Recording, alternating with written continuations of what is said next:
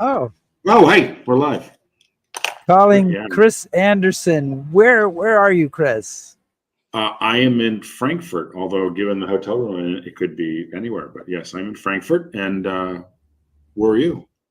I am in Mokina, Illinois, As you would outside be. of a Starbucks. Well, we came here for Marilyn's family is at the Festa Italiano, right, in Mokina. So I am, and this is my cocktail is a bottle of water, and I'm here celebrating. But you are missing right now something else going on in the sporting world. There's just this little footy match that I'm not watching. Not watching. What is it? Britain versus Spain? What is it? The World Cup Championship or something? Well, no, it's Spanish Armada do. Okay. Well, I'm not sure what that is, but it's a rematch of the Spanish Armada. It's the Euros. Okay, I see. Come on. And I hope that Charles Drake scores in the second half. She better score in the second half because it's 0-0 at the first. Welcome everybody to History Happy Hour. Thanks to Stephen Ambrose Historical Tours for helping us bring you this show. Check out their rich offering of military history tours at StephenAmbroseTours.com. And whether you're watching live, watching on replay, listening on the HHH podcast, we're glad you're here. And today we're going to be talking about women in British intelligence during World War I and World War II with Helen Fry. And Chris, we should take a moment to thank our Patreon supporters, especially yes, we should. Our top shelf supporters. And you can become one. We can fit you on this page. You can become one by going to patreon.com/historyhappyhour, pushing the appropriate buttons, giving them all your banking information, and then you can have the joy of your name showing up here. You don't really work in promotion very much, do you? Well, hey, promotion and marketing. Yes, join us. Let us know. Are you out there? Are you having something to drink, Chris? Can you tell if there's anybody watching? Oh my Lord! Yeah, we're having quite the turnout. Lizzie Borden is joining us from London, so she's not watching the football. Ken from Kansas is here. The Templins are tuning in from Pennsylvania. Gwendolyn Simmons from Maryland. Barry Milgate from Stafford, and he like me is trying to avoid the football. So Barry, we appreciate that. Thank you. And I should say to members of our audience that I know Chris may be checking the score on his phone, but I'm not. So if somebody scores, do let us know, or if there's some immense highlight that we need to hear about, you are our window on that. Chris, are you drinking, or have you drunk yourself out today in Frankfurt? Well, no, unfortunately, the mini bar at the Frankfurt Sheraton is ill stocked, so it's just water tonight. I'm finishing up my latte at Starbucks, brought to you by Starbucks. Okay. And why are you at Starbucks, right? I thought it was going to be a good location to use their Wi-Fi, but then I ended up using the Wi-Fi on my phone. So I'm here with the traffic and the Starbucks and getting nothing out of it. So that's the behind-the-scenes joys of History Happy Hour. Well, the sausage is made. I had sausage for lunch at Festa Italiana, right? Italiana. I think this is time. It's time for us to let this go and move on. Would you give me a cue here so I can get the hell out?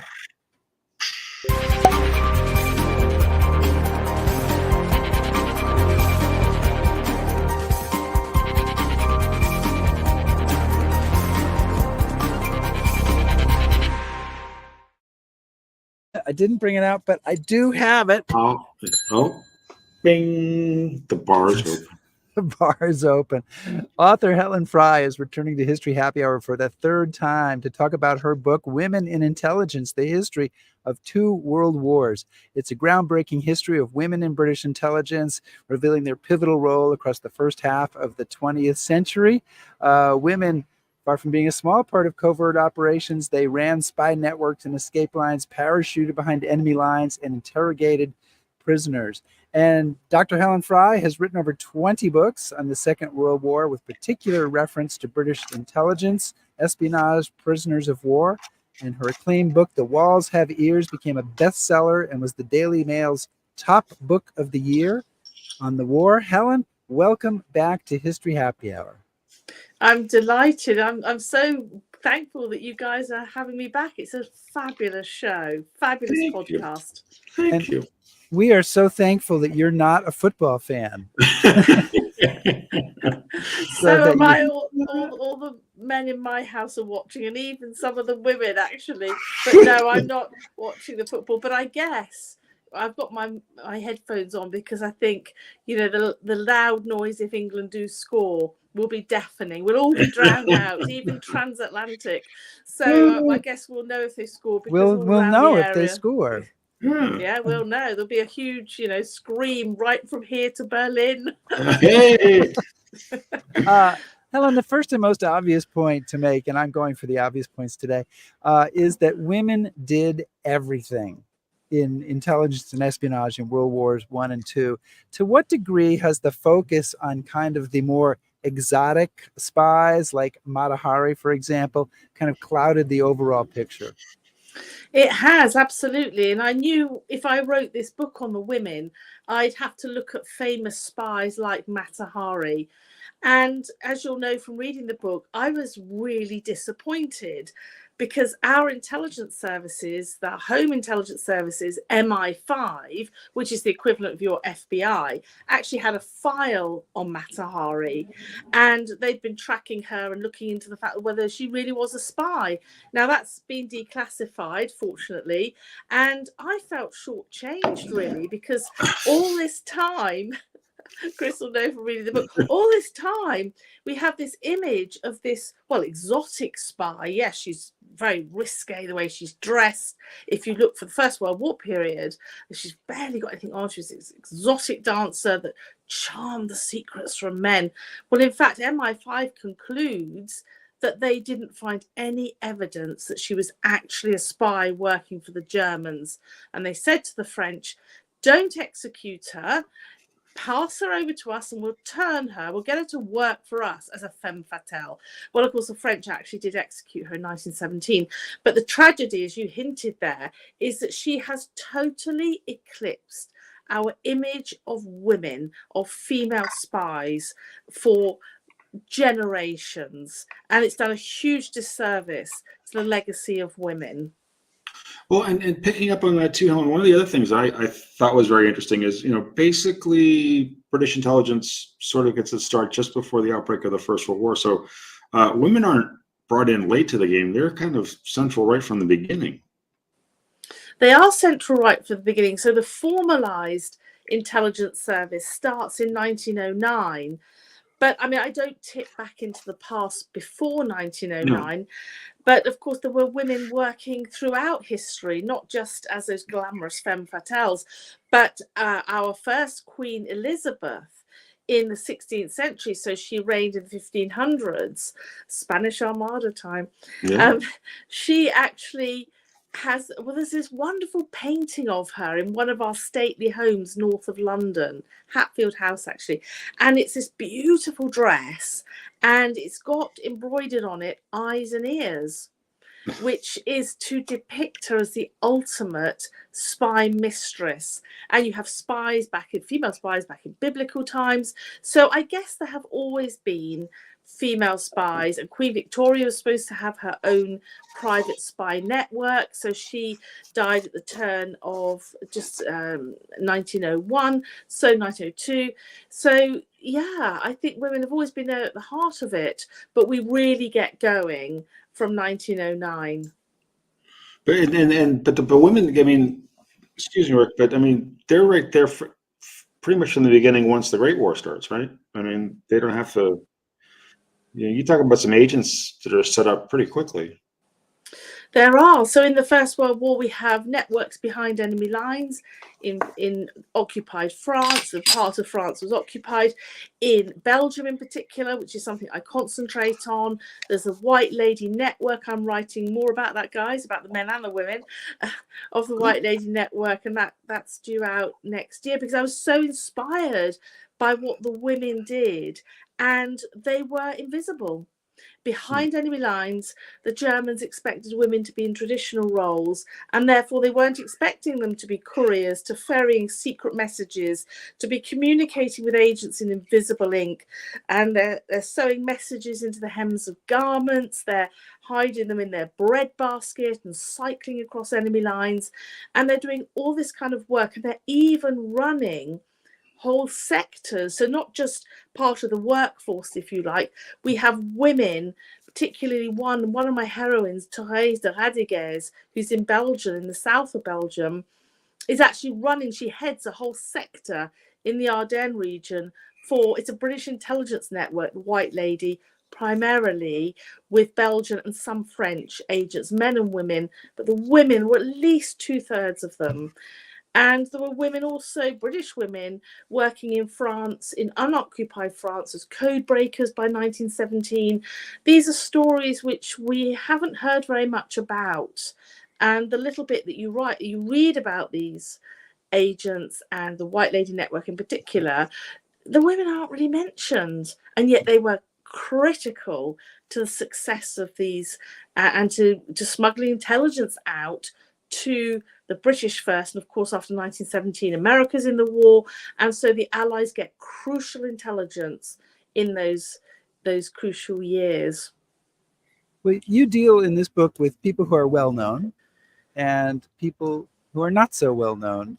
For example, in World War I, you tell the story of Edith Cavell, who's a British nurse who was executed by the Germans for her work helping Allied soldiers escape France, and she's a pretty well-known person. But you also tell amazing stories of people I've never heard of, and one of those was, I don't even know how to say her last name, Marthe Knakert? Oh yes, so she's best known as Martha McKenna. Martha McKenna, but she's a Belgian nurse who becomes a pretty effective spy for the British. Can you tell us a little bit about her?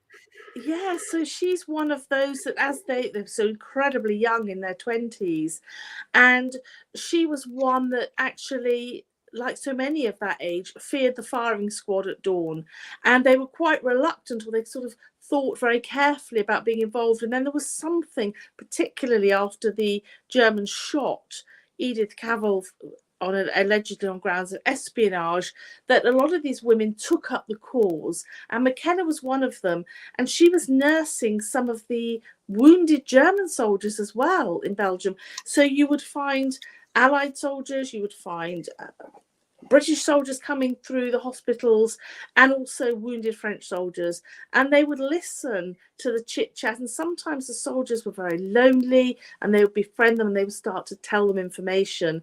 And then because she was a nurse, she was given she was given a mission to go to a local aerodrome, and that's where she started to notice some very interesting new aircraft, and she starts reporting back, and she is credited, I don't want to spoil the story, but in that section about her, I do actually think, and it does say in the file, she is the woman who actually saved London from a really major Zeppelin raid. So she's really important. She's the woman who saved London, and that's in World War One. So, and Helen, picking up on that, and I know people are probably really interested in World War II, and we'll get to that, but what are some of the other kind of actual outcomes of these missions? I mean, I know obviously there's a lot of interest in intelligence by both men and women in World War II. There's been a lot written about it, but you hear less about it during the Great War. So what are, don't give everything away, but maybe one or two examples where that intelligence effort really leads to something notable. Well, yeah, so Belgium and Luxembourg are both occupied by the Germans in the First World War. Most of France, apart from a little bit in the north, is unoccupied. And interestingly, for the Germans to be able to move their troops from Germany to the front line, so to fight along that front line in the trenches of Western Europe, those images that we have, there's bloodshed and the sheer loss of life, that bloody war that we're so familiar with, to move their troops, their armaments, their camps, they have to have their kitchens, they have their horses, their howitzer guns, they have to cross Belgium or Luxembourg. And the only way they can do it is by train. So this whole network in both countries of men and women that actually see everything that's happening. And you can't move an army very, very quickly. It can take 2 to 3 days. So we can observe what troops are being moved, what equipment, and also you can see by autumn of 1918 an army in retreat. That's just as important. And they gave everything that they saw, sent it in secret messages, which made it out to the British, was smuggled out to the British. And it meant that we could, judge the next offensive, because if all the troops are moving to one area, you cannot possibly fight along the whole of that border. And so it gave us advance warning. It was still a very difficult war. And just finally to say, it was credited at the end of the war that the network in Belgium alone provided British intelligence with over 75% of all intelligence for the whole of the war from anywhere. So this was significant. That's crazy. Wow. It is crazy. And the scale. I mean, you mentioned at one point in World War I that the Germans have 300 women imprisoned in one prison for their intelligence work for the Allies. So this isn't just a person here or there. This is a large number of people. Yeah, at the end of the war, there are over 3,000, end of World War One, there are over 3,000 men and women who receive awards for the British for their heroism and bravery, because they have been involved actively as agents and carrying out intelligence work. So really, really significant indeed, yeah. Can I do one more, Chris? Yeah, absolutely, Rick. Yeah, my question is your question. I thank you from the bottom of my heart. Yeah. Helen, you've researched so many people. The pages are thick with them. I wonder if you can step back and say, what do women who gravitated towards intelligence or espionage work in World War I and World War II have in common, if anything? So are there any generalizations that you can make, or do you throw up your hands and say, no, they just come from all over the map? There's no identifying who might be interested in, who might be good at doing intelligence work. Yeah, I totally agree. It's just, so throw our hands in the air. And it's diverse background of women. We think of women at the code-breaking site in World War II of Bletchley Park coming from particular families, the debutantes from high society, educated, but that kind of soon changes. That's one area. And what I've discovered is that the women working behind enemy lines in World War I and World War II were, obviously they had the language skills, but they weren't necessarily from well-educated backgrounds. So you have women working from, they have that moral compass to do something, particularly if they're under occupation, and they are from peasant backgrounds, some of the very poorest of backgrounds, particularly in Belgium, right up to aristocrats. And that was another fascinating area, just how many aristocrats in Belgium were actually hiding airmen, well, soldiers primarily in World War I, but World War II airmen as well, and involved in intelligence. So that was a huge eye-opener to me. Once you start prodding those stories, and often they can come into their role through a contact, it could be accidental. And if it's a more formalized intelligence service like MI5 at home or MI6, equivalent of like the CIA, so if it's abroad, women, and this is a major theme in my book, whether they're working through World War I and they carry on in the 1920s and 30s, secretly undercover in Europe, in all kinds of capitals and cities, and in fact across the world. And then they go on to do intelligence in World War II. So they actually become, as one daughter of a spook told me, my mother said at the end of her life, I was a career spook.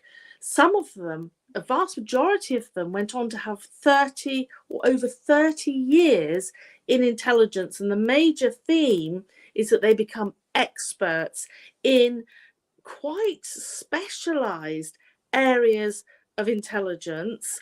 And that was all hidden, because if you happen to see their names in the archives, it will say that they are secretary. And of course, we've just dismissed them. as sitting at their desk, just kind of typing, whatever they're doing. They are absolutely not. They are running spy networks. They're experts on communism. They're experts on Nazi Germany. It's a real eye-opener, and I think incredibly exciting how so many of them became, and I love that phrase, it's anachronistic, of course, but they did become career spooks. Well, yeah, and that's, I'm glad that kind of came into the conversation, because I was very interested in your discussion of what's going on between the wars. So I'd like you to talk a little bit more about that, but also maybe touch on the fact that clearly some of these women had been successful in their jobs during the Great War, enough so that they were kept on. And so maybe also talk about, if you know, about what people are saying that said, as the Great War is over, hey, we need to keep a few of these people around because there's a new threat and these people are going to help us meet that threat. Yeah, I think particularly for those that go on, they're working for MI6, our secret intelligence service abroad. This is one of the most hidden areas. Not only is it a highly difficult organization, a difficult service to find anything about, but if you look at some of the Foreign Office files, you can begin to see some of the names that have cropped up throughout my research. And then you begin to realize they're doing so much more. And we did realize, of course, that the threat after the Russian Revolution of 1917, there was a threat to democracy. And just as the armies of Europe are disbanding, there is the communist threat trying to overthrow democracy, trying to get our armies to mount a coup. Nothing's happened, nothing's changed, has it, ever since into contemporary times. So you try and get the armies of those countries to mutiny, to mount a coup. And it really was feared that communism could spread right across Europe. And the women were sort of invisible again still, and they were necessary. They start to work undercover, help their chief of station, who was in this period always male, working out of embassies and British passport control offices, Vienna, Berlin, Oslo, wherever, Cairo. And they're actually not doing secretarial work, they're running spy networks. And I think we may well have talked about this when I talked about Thomas Kendrick's MI6 spy master who worked in Vienna. So the women that worked there are a really good microcosm of a replica of what women were doing elsewhere. And so they become experts in the geographical area where they're working. So if they're working out of Berlin, they're experts on Germany and any of the places that they're sending their agents out. From Vienna, they're experts in Eastern Europe, in Czechoslovakia, in Hungary. And just to give you one concrete example, one of those secretaries in Vienna, she was Clara Holmes. She was sent in the 1930s undercover into Italy. So to look at Mussolini and the fascist threat and the support for Hitler and that kind of thing. By the end of the 1930s, so just as World War II is about to break out, she has become MI6's foremost expert on the Italian Navy. So if you want to know anything about the Italian Navy, she's the expert about personalities, technology, new what they might have on their subs, on their boats. I mean, unbelievable. She is the expert, and it's completely hidden. If you look at her name in the Foreign Office files, next to it's secretary. She was not a secretary. I love that. And then in the Second World War, she, like so many women, went on to send agents behind enemy lines into Austria, an area which she knew like the back of her hand. So these women have had the most extraordinary careers. Well, I want to take in, it's my turn, isn't it? It is your turn. Okay. It is. So I want to bring in, we encourage questions from our audience. We have a question from Lynn Hargrove, who wants to know, was some of the lack of recognition for women in intelligence in World War I and World War II due to sexism, or that women were not part of an old boy network? Well, some myths are busted in the book, because it's true that history has told the stories from a particular angle, and it might be possible, I can't say for sure, that some male historians historically have overlooked some stories. But having said that, 25 years ago when I started out, not all this stuff had been declassified. So it's not, I don't think it's a matter of sexism. And I'm not saying the women didn't have their challenges. They may not have the title and the pay.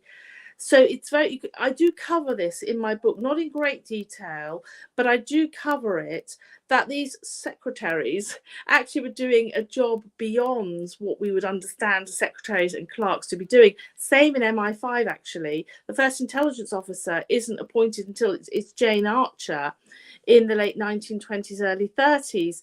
So they didn't reach the glass ceiling, so to speak, but they were doing and running things at a level we were not expecting. And I think their legacy has been hidden, and this is a strand in my book, by secrecy, by official secrecy. That's why we haven't known what some of these women were doing. But Helen, I just want to pick up on what the question was there. That, I mean, when they're saying so-and-so is a secretary, is that because that's part of their cover, or is that because nobody wants to admit that they're actually really good at what they do and we should let them go on? Because, I mean, they don't call male spies clerks, right? Yeah, I suppose. I mean, there are confines of a society that of that period, it's true, but one of the myths that we bust, really, which I bust in this, is that traditional role that women had to give up as soon as the war was over. Well, so did the men, actually, if they were demobilized, the end of World War I or World War II.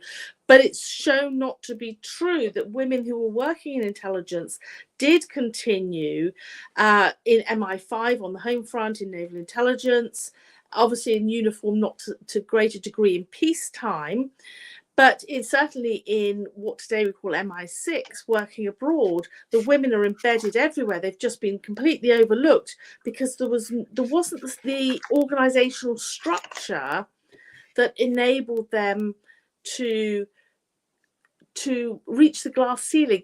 But that's the surprising thing about what I uncovered, is that irrespective of their title, and some of them were cooks or clerks, drivers is another one, and one of them was a cook, and she turned out to be the right-hand person to the head of one of the branches of military intelligence. So she knew absolutely everything that was going on, and that was of MI9, actually. So a lot there, and they're actually given hugely responsible roles. So they are running their own sub-networks. They are helping to develop methods of intelligence alongside their chief of station, when none of them, not even the chief of station, had had any training. They are all learning on the job and developing, and they're like one big family. So if they're working out of Vienna, for example, or Cairo, they are a very close team that's not just comradeship, they're like a family, and it looks like they've got sort of familial bonds, even if they're not actually related to each other. So I think it's more egalitarian than we imagine, but that's not to say that women didn't have challenges over pay and eventually, wanting to become directors or deputy directors of these organizations. So I want to remind everybody that we're chatting with Helen Fry, who's the author of the new book, Women in Intelligence. It's not that new, but the paperback just came out, I think, in the last couple of weeks. It's sitting behind Helen there at her desk. And World War II takes up a big part of this book. And you touch on the role of women in all sorts of organizations. Bletchley Park, I'm sure we'll go into some of these, Special Operations Executive, SIS. One of the stories that I was surprised by was the story of women interrogators in World War II. Can you tell us a little bit about that? Oh, yeah, this is fascinating. It's something you don't expect to discover during your research. And it was because I interviewed a veteran. She was 101 when I interviewed her. And I wasn't going to make that mistake and miss her. I'd missed a veteran before. So I went straight away the same week to see her. Evelyn Barron, she was called. She was in naval intelligence. And the officers of naval intelligence, they were always doing things outside the boundaries of what we traditionally think of roles. And she said to me, we did something really unusual. She was working at the eavesdropping site, Latimer House, that I've talked about previously on your show.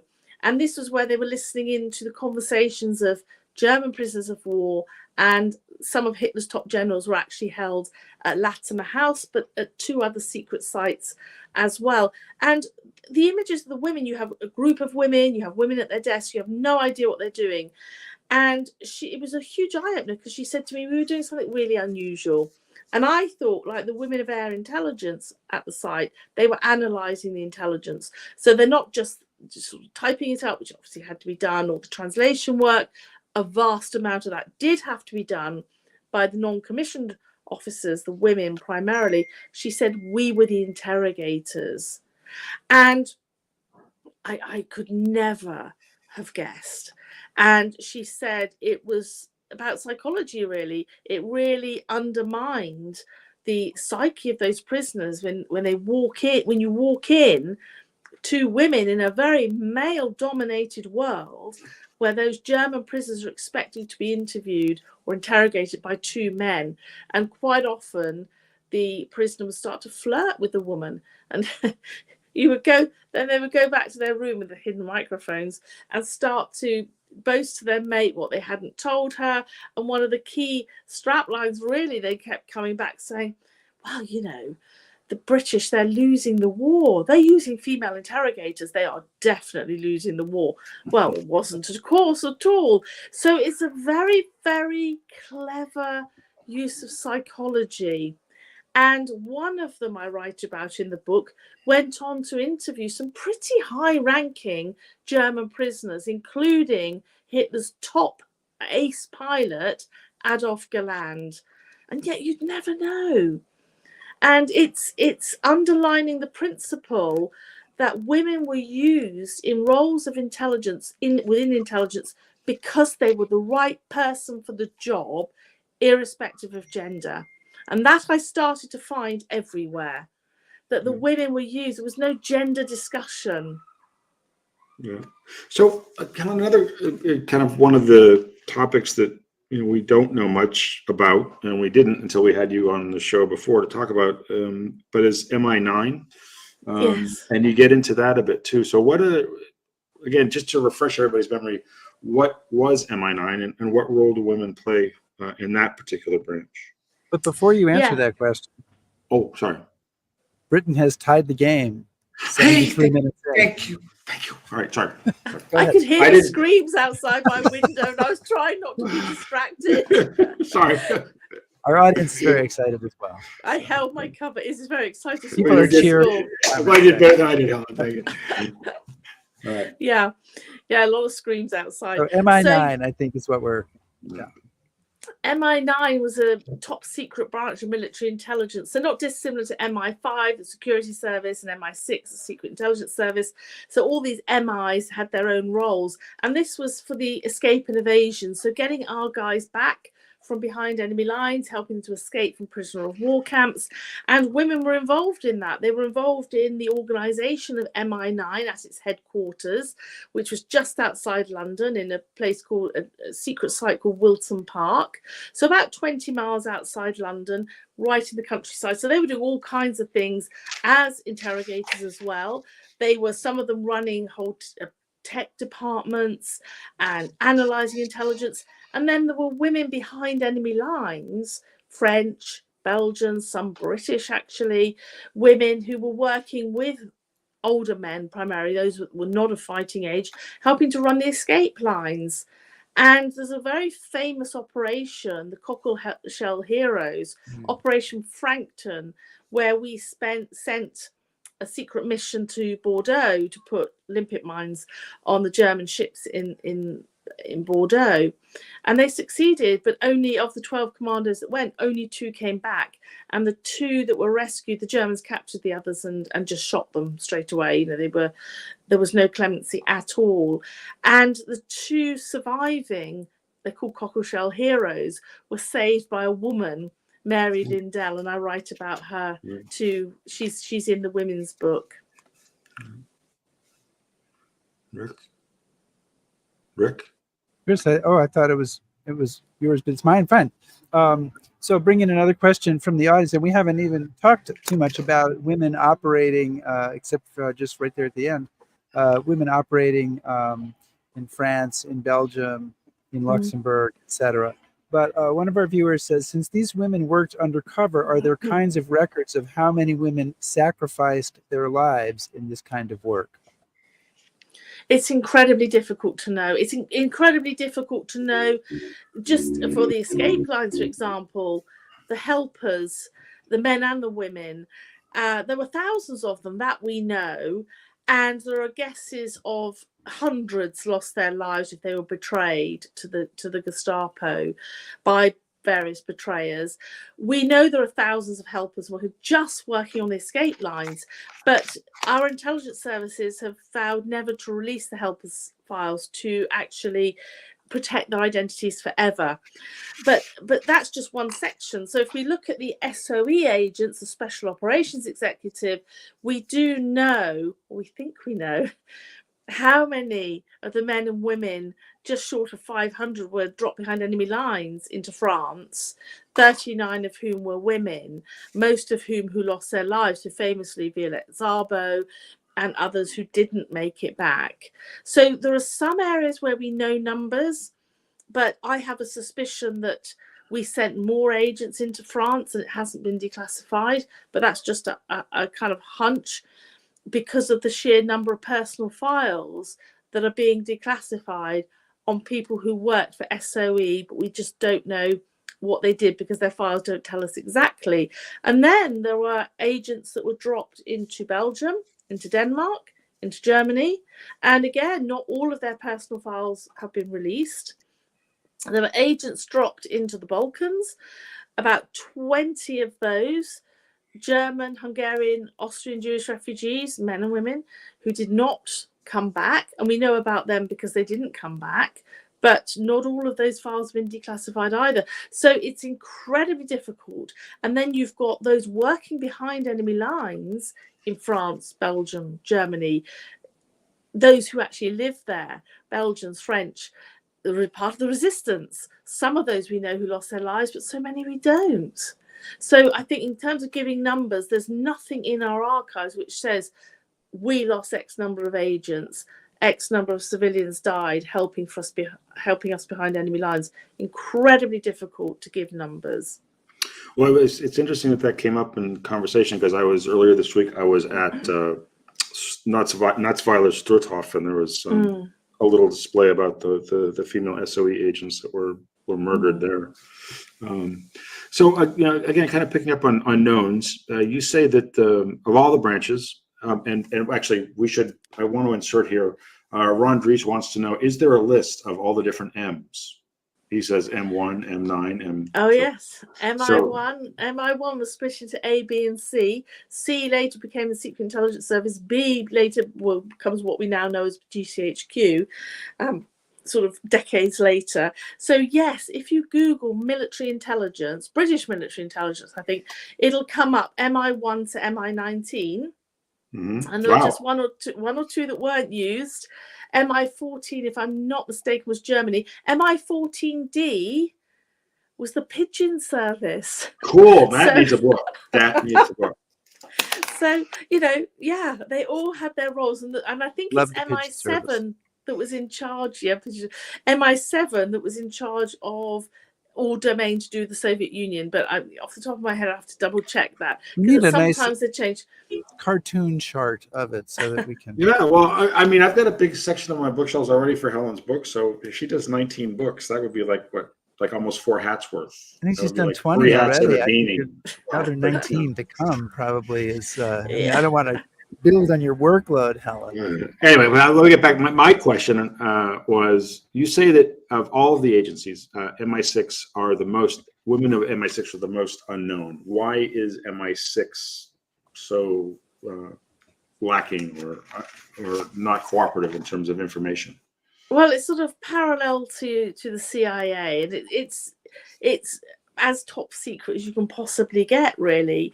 Mhm. So I think we may well have covered this before, but our security service MI5 releases some of its files. It's just quite haphazard. We're very grateful as historians for whatever gets dumped every 5-6 years.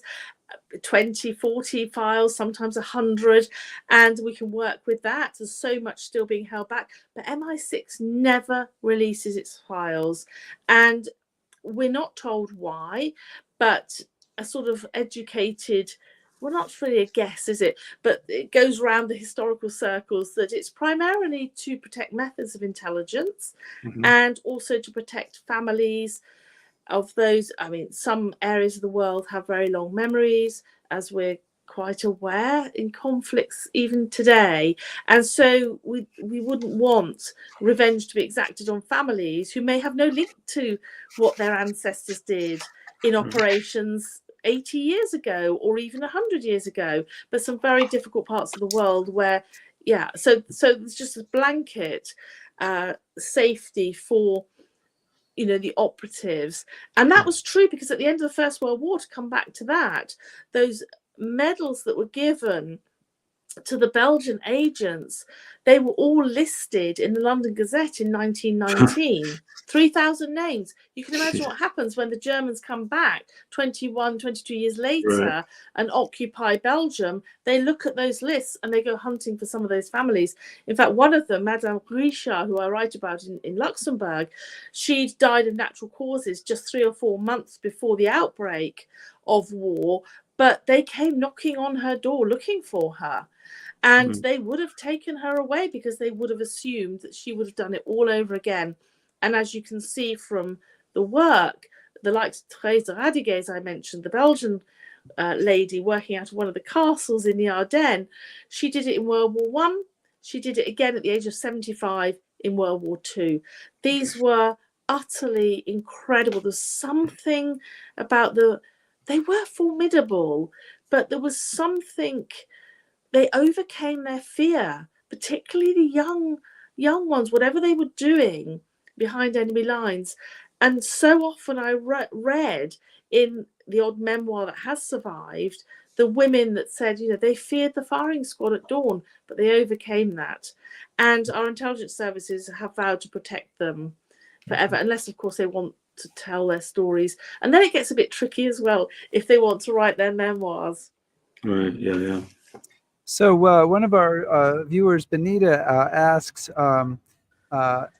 are many of these women still alive? Now, I know you mentioned you did one interview, but how many? I mean, you've been doing this for a while, so probably it was more 20 years ago or so. Yes. But who are some of the people who you've met yourself and heard the stories and kind of been blown away by them in person?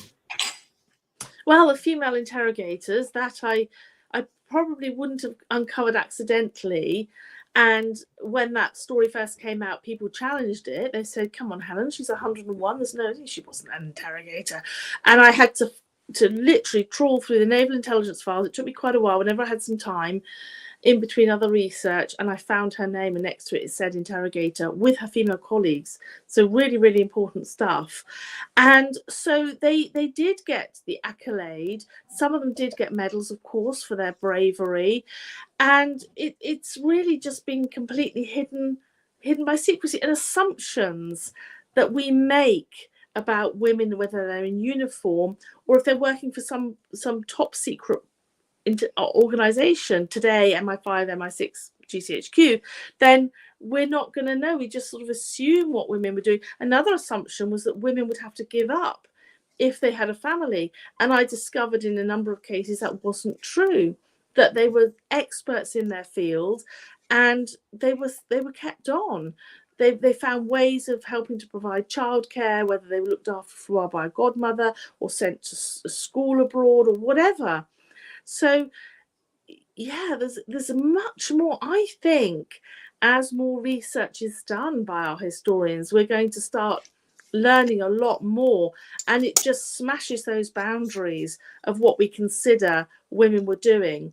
And when we come to the Cold War, of which we know virtually nothing, because there's even less declassified, I think just a sort of pip into what we do know, women took a backward step, or the roles of women in intelligence for a short time in the early Cold War didn't, given the huge progress they made across 2 world wars and in the interwar period, by the time we get to the Cold War, something appears to have happened that the women were not allowed to do or advance as they did. But again, all that's covered by secrecy. So that's for a few generations' time, maybe. So, Helen, we've talked a lot about Europe, but did you come across any references to women being used in intelligence gathering in the Pacific? Yes, I had to limit, given this huge volume of material I've already covered in the book. So I've had to limit it. I cover the Far East in my MI9 book. Yeah.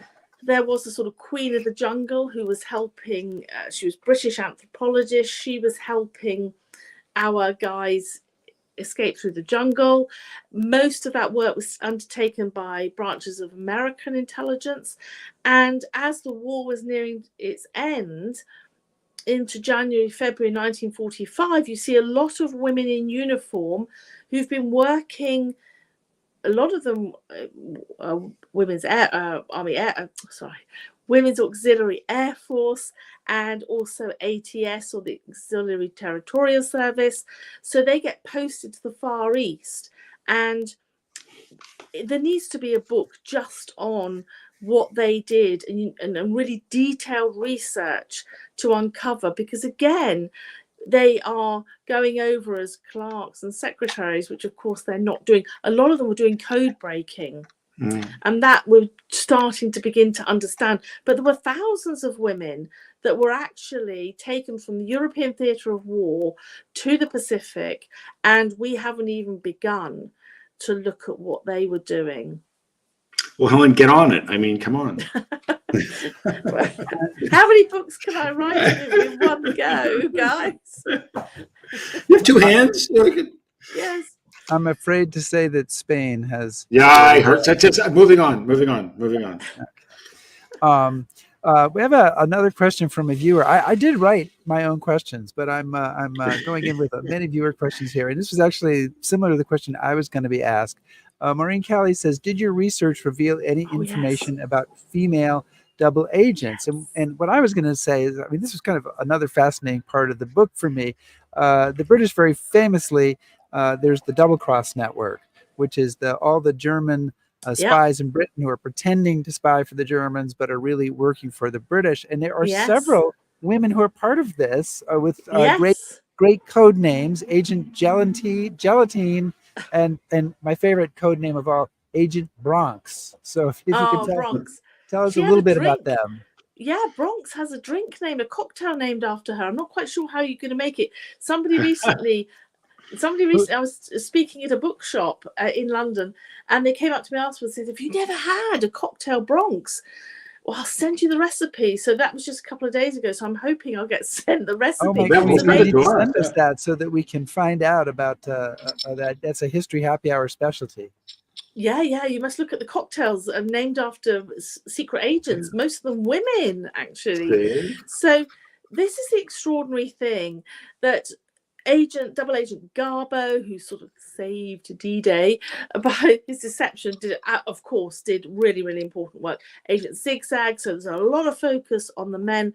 But if you look at those declassified files, there were a whole raft of women, and there were others like Penguin. What did she do? The Snark.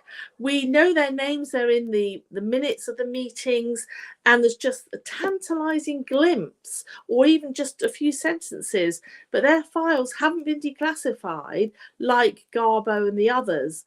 Bronx's file has been declassified, and there's a photograph in the book of one of her messages, her original ordinary letter that she'd written, and then vertically, you can see in white the invisible ink secret message that's being developed, that she wrote this secret message to her German handler.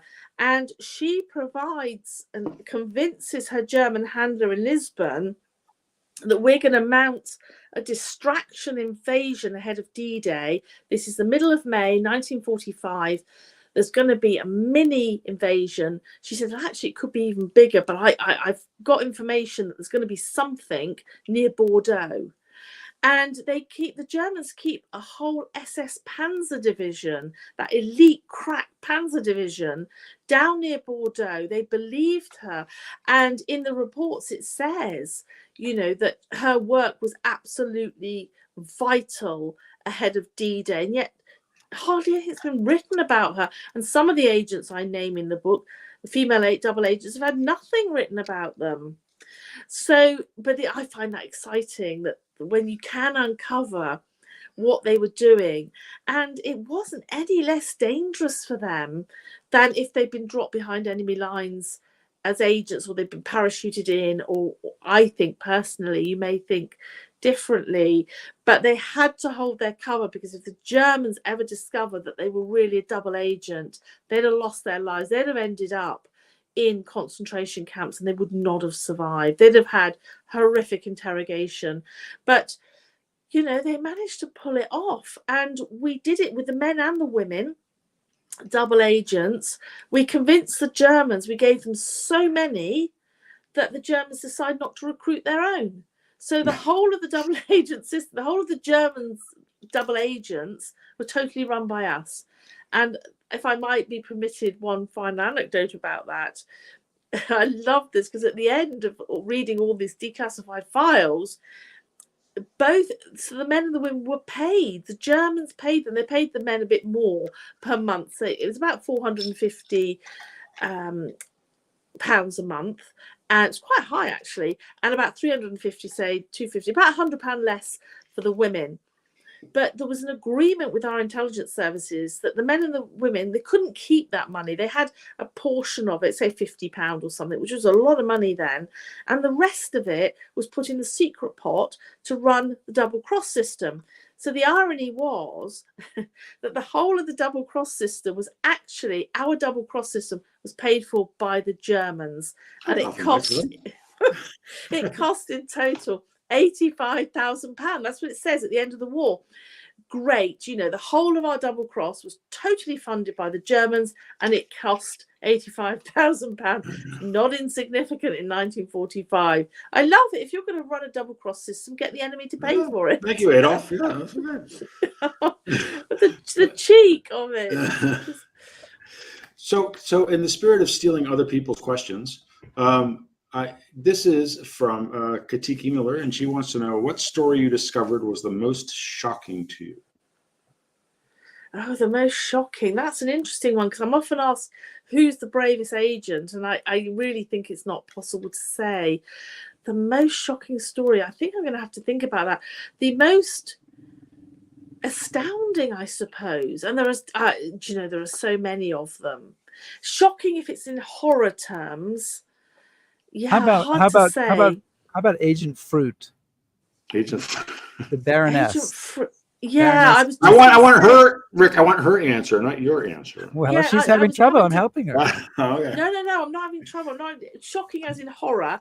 But I was going to say the most astonishing story is Baroness Miska, who's British, married to a Hungarian diplomat.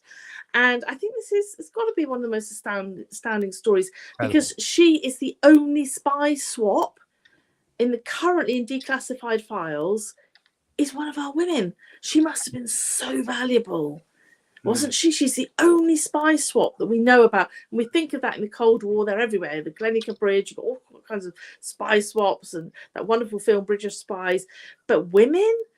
I mean, were there any women swapped in the Cold War? We don't really know. There's nothing declassified. And then I suddenly accidentally discovered this spy swap, and it looked like a woman. And I thought, no, it can't be. And I pulled the file, and yeah, that must be the most shocking thing.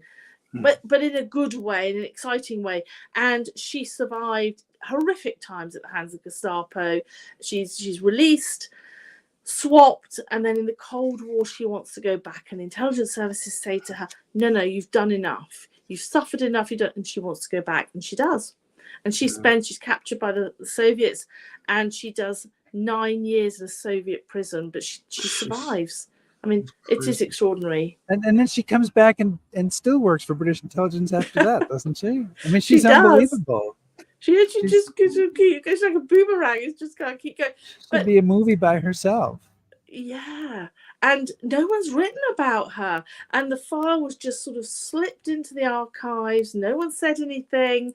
And then suddenly, I can't remember even how I found it. It's a really unusual thing to have found. And so much of what I discovered was accidental, and I give you one more which was almost as shocking. And this is she's just known as Miss Lee, and she was a civilian working in naval intelligence. And we know from one of the official histories in the naval intelligence files that she headed the section that was in charge of the whole of the intelligence picture for the Admiralty, for naval intelligence, for D-Day. And I kind of read that, took a double take, and I read it again. Have I read this right? And she was that the person in charge of all intelligence for the D-Day beaches, for the Admiralty, for the Royal Navy, the Admiralty in World War II was a woman. And there was one man in her section, and all the rest of that section that headed intelligence for D-Day were women. And it all been hidden. So I think we're going to uncover a lot more really exciting stories. They're everywhere doing really significant work, and they haven't had the recognition. Well, Helen Fry, you are giving them the recognition that they deserve, and you have done so in a really wonderful book. It's called Women in Intelligence, The Hidden History of Two World Wars, and we've just really touched on some of the stories that are in there. And there's all sorts of people. There were so many random facts in there, and the one that really had me shaking my head. And this is somebody who's like literally just mentioned on one page, not an important character, but someone who's she was supposed to be married, but her husband accidentally shot himself half an hour before their wedding. Yeah, one of the interrogators. Yeah. One of the interrogators, female interrogators at Latimer House. Yeah, really tragic. A lot of astounding material in here. Thank you so much, Helen, for joining us today. It's great. And you're working your way towards the History Happy Hour hat. You only have to be on 2 more times. So get 2 more books. Oh, yeah, they're on the way, guys. Another one out next year, and I'm still doing something for after that. So all right. We can see that hat. You can see it. That's your inspiration. That doesn't drive her on, Rick. I don't know what will. I don't know what will. Helen, thanks so much for being here. Thanks so much. Thank you. All right. Bye-bye. Oh, well, we were in Frankfurt and Mokina, Illinois, but it was a great show. And Helen, as always, is an amazing, a wonderful, enthusiastic, I know she can still hear me, exciting person to interview. So that's really fantastic. And Chris, next week, we are going to continue our World War II theme. And this is I think we've done 9 live shows in a row. And this is record. This is the last of the 9 next week. I think that's right. Yes, I think it is. And we're going to talk to the author of a new book about the 1st Division. The book is called No Sacrifice Too Great. It is by Gregory Fontenot. And we're going to have him on, talk about the 1st Division. Of course, they're involved in Africa. In everything. In Italy. And it seems to me that they were involved in D-Day. And it seems to me they were then involved through the rest of the war. So that should be an interesting show as well. Thank you, everybody, for joining us. We had over 100 people today. That was terrific. Please subscribe to us on YouTube, follow us on Facebook, shout at us on Twitter, listen to our podcast, back us on Patreon, and browse historyhappyhour.com. Thanks, everybody. Be safe.